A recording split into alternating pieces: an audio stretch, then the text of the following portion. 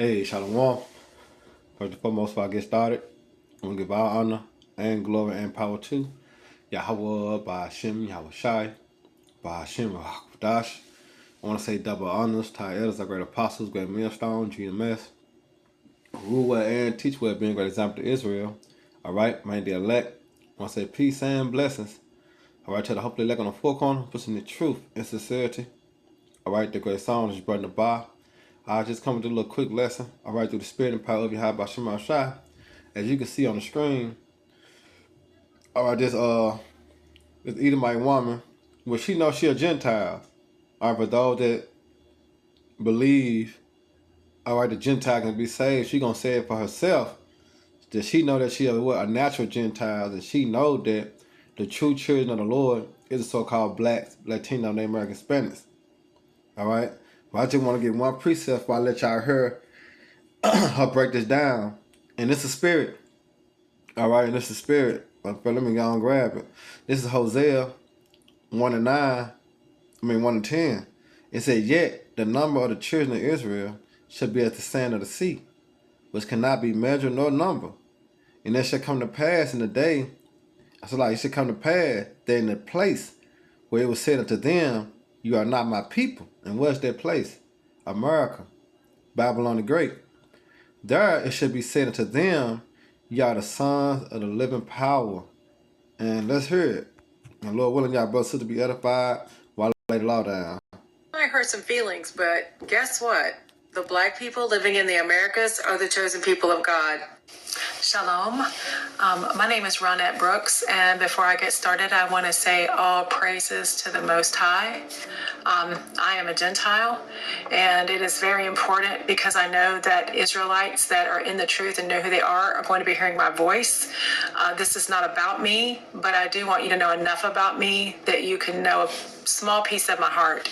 I have known who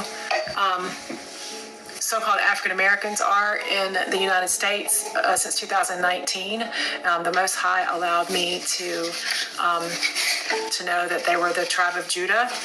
I've learned since then that it might be some Benjamites in there and some Levites, but all I want to say is I am here with a humble heart, and I am infinitely in awe because I know that I'm speaking to the light of the world. And I believe all this stuff, and I've believed it since 2019. So I want to talk about two ways that we describe blacks in this country. And I also want to say to the Israelites, I'm going to use your book. I'm not going to teach your book, but I'm going to use your book just to talk about identity. I love the word. But I also know that it's not for me to teach. But I'm going to just quote it a little bit. So talking about identity for blacks, we back in the day, it was power to the people, black is beautiful. You know, we had the afros and the hoops and the platform shoes, and I remember those days. And black was not a derogatory word, but at some point it became a derogatory word, and it became it had a negative connotation to it, and so we started calling people African American, and that was a respect thing. And although I like the word black, it's not about me, and I use whatever title I know that the person would want me to use, but the problem with both of those words is neither one of them has anything to do with identity. So, mi vestido es negro. Este vestido es negro. I'm fluent in Spanish, and the word negro means black in Spanish. It has no negative connotation to it. It has no pot. It's just a word. It's just a color. Mi camisa no es blanco, es negro. It's not white, it's black. It is interesting to note that in most Spanish-speaking countries, if they see a black man, they would not refer to him as negro. They would refer to him as moreno, which is just it's like saying color, just like saying brown, moreno, dark. But anyway, black is a color, and it does nothing to talk about identity. It is an adjective. It describes the physical characteristics of a person, place, or thing. I don't want to leave this word without saying that from my point of view, I think we're back to where black is a thing of pride. I hope we are. I think we are. And by the time people figure out who they are, it sure should be. But it's not an identity. You know, there are black people that are not from the United States. There are black people all over in most countries, and it has nothing to do with identity. All right, so let's move on to this so-called African American title. If I, as a white woman, stood up anywhere in the world and said I'm an American, people would know that I'm from the North American continent, that middle country that sits between Mexico and Canada. They would know that I am most likely Christian, and they know some probably really embarrassing things about my history. Same thing with a black woman. If a black woman or a black man stood up and said anywhere in the world, I'm an American, they would know where they're from. But none of us would say, I am a North American. Nowhere in the world do people use continents to talk about their identity. So if I said that somebody was African, that would say nothing about their identity. There are 54 countries on that continent. I have no idea how many languages that represents, but it's potential 50-something languages. There's maybe some overlap. I really don't know that much about it. I'm kind of a typical American when it comes to geography. No, I'm not as bad as a typical American, but I could learn some stuff. But saying that somebody's African would say nothing about their identity. Doesn't tell me where they're from. Doesn't tell me anything about their history, their culture. It's not gotten. It's no identity in it. Same thing with African. Same thing with black. So African American is a term that says even less, in my opinion. African American, if you're going to use it for identity, then you might could narrow it down to some slave ports off the coast of Africa.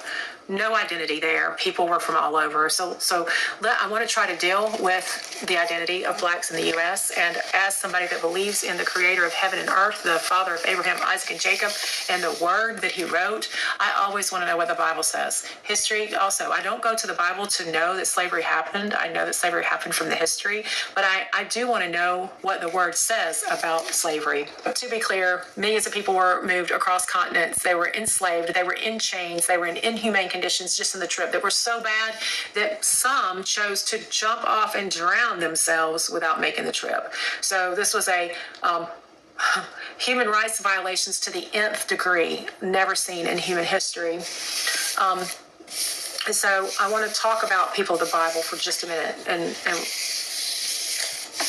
well, let's talk about some historical records with things that we know historically and things that we know by Scripture.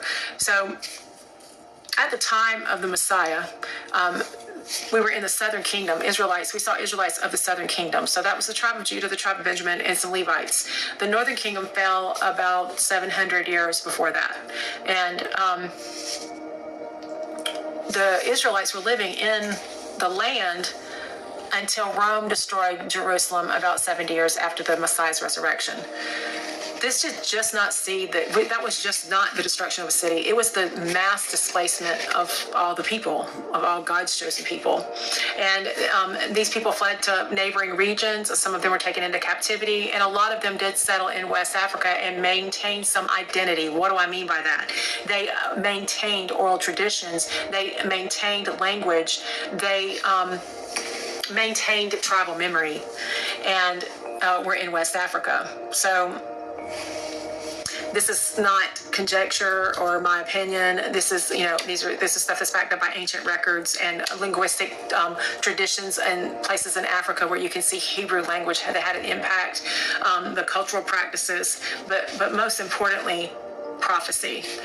So I want to talk about the covenant that the Most High made with his chosen people. So first of all, we see the Most High change Jacob's name. And you see that? She said with his people, his chosen people. In the beginning, she said what? She know that she a Gentile, a natural Gentile. All right? To Israel. Jacob has 12 sons. These sons have some situations. They sell one of their, they sell Joseph, and Joseph goes into Egypt, and the people are there. And a little side note: Joseph was passed as an Israelite. Passed as an Egyptian. I'm sure he was bald-headed and shaved, clean-shaven, and he looked like an Egyptian. Egyptian, as in people that are from Africa. So Joseph looked so much like an Egyptian that his brothers did not recognize him, and a lot of people say, oh, it had been a long time. No, he looked like an Egyptian because he was of the same skin color as Egyptians. Just wanted to... Right, and you're going to get that in Exodus real quick. We got to be 11-7. This is Exodus 11-7. It says, but against any children of Israel shall not a dog move his tongue against man or beast, that ye may know how the Most High Yahweh doth put a difference between Egyptian and Israel. See? Same skin complexion, But what? Different spirits. And that's what she's saying. A double side note. So anyway, we've come out of Egypt now, and we're in Deuteronomy, and he's told us that he has many nations, but he's got his chosen people. They're the apple of his eye. They are his inheritance, and they are going to have the covenant. And the covenant is got a long list of blessings for obedience and a long list of curses that will happen for disobedience.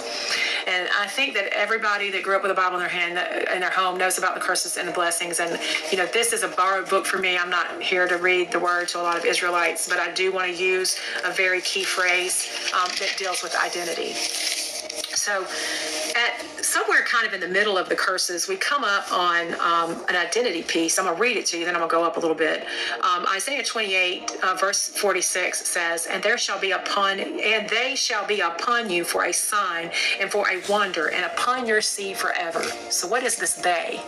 He's actually talking about the curses. The curses are going to be a sign on the heads of the seed of these people forever. So let me just go up a little bit.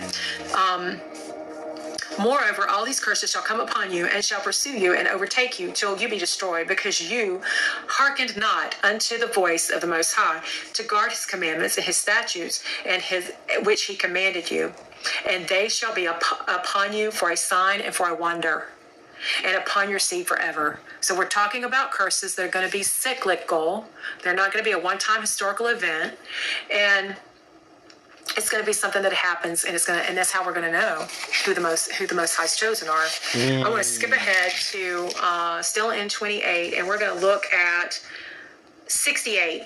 And the Most High shall bring you into Egypt again with ships. By the way whereof I spoke unto you, you shall see it no more again, and there you shall be sold unto your enemies for bondmen and bondwomen, and no man shall buy you. I have seen reels of black people saying that black people are not the chosen because it says nobody's going to buy them.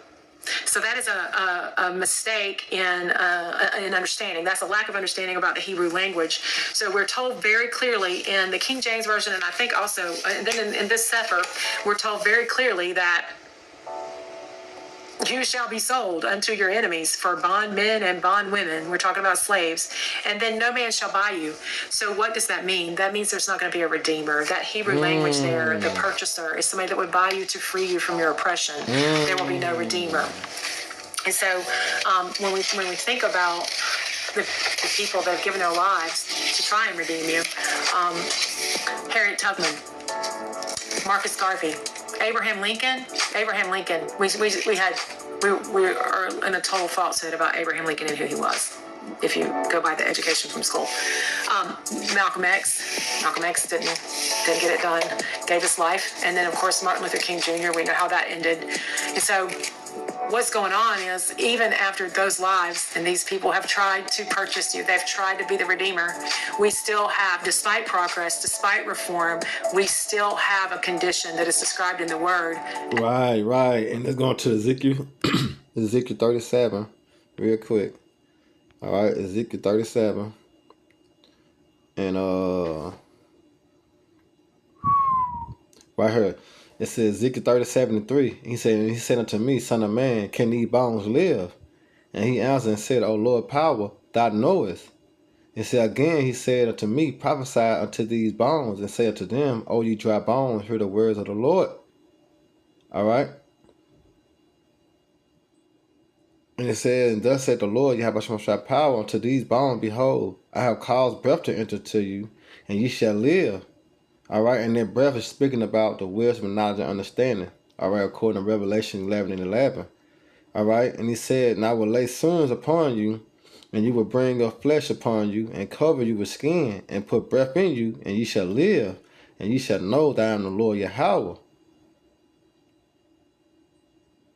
And it says, so I prophesied as I was commanded, and said, I prophesied, there was no noise. And behold, shaking in the bones came together, bones to his bone. And when I beheld, lo, a shimmeru, and the flesh came upon them, the skin covered them above, but there was no breath in them. You see, and that's what she breaking down. Yeah, you had Martin Luther King, you had Jesse Jackson, you had all these people that were trying to stand up. All right, but guess what? It was no breath in them until when? All right, Elder Abba all right, the fulfillment of Malachi 4 and 5, which fulfillment of Revelation 11:11. After 3 days and a half, the Spirit of life shall enter to them, and they shall stand upon their feet. All right, let's go back.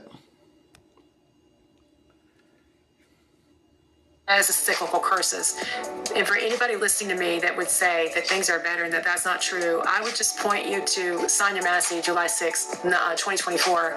For her family, these curses are alive and well and as good as they, and they're as bad as they can get. She's dead. She was chased by a cop that she had called because she thought she heard an intruder. She was in a robe. I think she had a bonnet on, if I remember the video correctly. And she had just said, "I rebuke you in Jesus' name." And she walked over to the stove and was picking up a boiling pot of water. And I guess he thought she was going to attack him with it. And the last thing she says, okay, I'm sorry. And he's face. So for that family, the curses are still real. Let's talk about Robert Brooks. Robert Brooks assaulted his girlfriend and had done he was due to get out, had done most of his sentence in prison. And he was beat to death by a gang of prison guards, not prisoners, but prison guards on the clock, paid to beat him. Some of the people in that room that got licks in on him or stood by and watched it and allowed it were not even charged. Only 4 people were charged, and it was about, I don't remember, I counted them one time, but there were 10, 11 people in the room. He was beaten. He had injuries in his head, his eyes, his spleen, his scrotum. He was literally beat to death. That's December the 9th, 2024. So, the scriptures say, "He that possesses slay them and hold themselves not guilty." All right, and that's the form of the act. That's what you just saw. Cyclical curses that my eyes can see. I have eyes to see this. Tell us who the chosen are. It's an identity thing. It's your identity.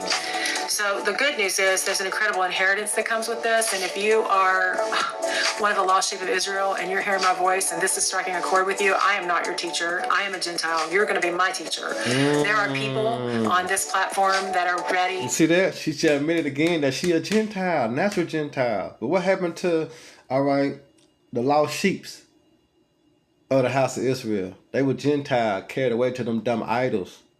All right, as the curses have stated. Come on, she can admit that. She know that. So what's up with you niggas, man? To help you and teach you and guide you and show you where your redemption is. I'm honored to be able to share this, and I pray that this is for the good of Israel. And then we're going to go ahead and talk one more time about Egypt. In the Hebrew language, there's lots of spiritual language that goes on, and when we look at, for example, in Revelation 11 and 8, this speaks about a spiritual Egypt. In the ESV version, it says their dead bodies will lie in the street of the great city that symbolically is called Sodom and Egypt, where also their Lord was crucified. So it has been suggested to me by a very adept Israelite teacher that this is not talking about Jerusalem. This is spiritual language, and it's to describe a condition, not a geography, So America is spiritual Egypt, Babylon in some translations, and the Messiah was killed on a tree. And then where are they killing people on trees? Just recently, another mother was told that her child was found dead in his dorm, only to find out that he was actually hung, and then they tried to call it a suicide. They like to say that the black people are unaliving themselves on trees. So Colin Kaepernick paid for an autopsy, and lo and behold, he was murdered. He's got a blunt force trauma to his head. So, yeah, that's part of our history, right? That's part of the history here. The chosen people of the Most High being killed in trees, even still today, after their time of iniquity, because of a perpetual hate. It's all in Deuteronomy. Egypt represented slavery in Exodus. America fulfills that role spiritually in the latter judgment. And then the other point that I wanted to address, one of the arguments is that the disbursement of the Israelite people when Jerusalem fell, a lot of people say that that was the prophecy, but that doesn't make any sense. The fall of Jerusalem doesn't have anything to do with ships crossing oceans. It doesn't have anything to do with generational slavery being sold. It doesn't have anything to do with the complete erasure of identity, which is talked about in the curses. And it has nothing to do with curses persisting for centuries. So Deuteronomy 28 describes a long-lasting condition, not a historical event. And we observe a people who will be taken in ships to be enslaved, stripped of their identity, and be subject to ongoing social, economic, and legal hardship. And I would say spiritual hardship too. I would add that to my notes.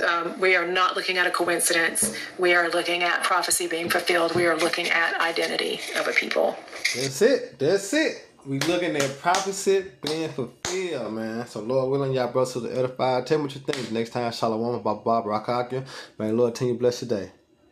Man, that's beautiful.